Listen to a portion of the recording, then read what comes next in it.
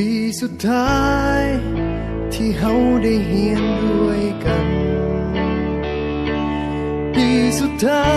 ยที่เฮาจะต้องจากกันผ่านการเฮียนผ่านวันเวลาจนทำให้เฮาได้หูจักกันได้เป็นเพื่อนกันจนวันนี้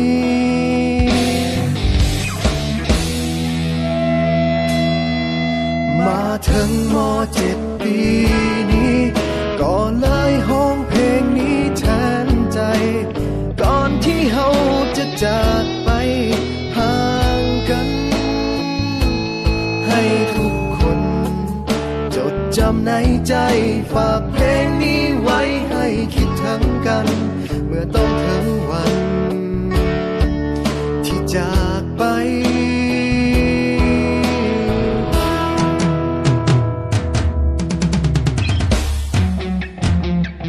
ก็เลยเขียนเพลงนี้ขึ้นมาให้ทุกคนหูไว้ออกมาจากหัวใจของเพื่อนคนนี้ถึงจะอยู่แห่งหนใดยังคิดถึงกันทุกวินาทีจึงขอมอบเพลงนี้แด่เพื่อน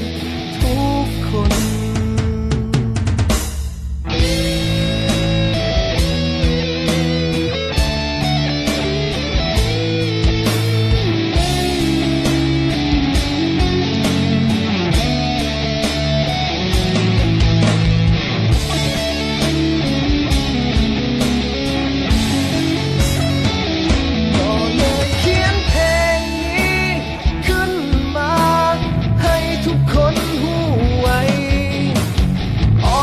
จากหัวใจของเพื่อนคนนี้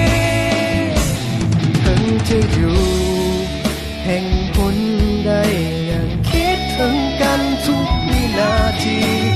จึงขอมอบเพลงนี้แด่เพื่อนทุกคนสุดท้ายนี้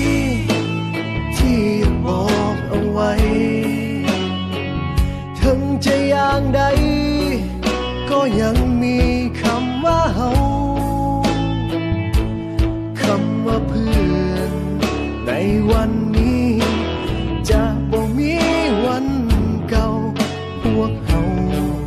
ม.7 ปีสุดท้ายคำว่าเพื่อนในวันนี้จะบ่มีวันเก่าพวกเฮา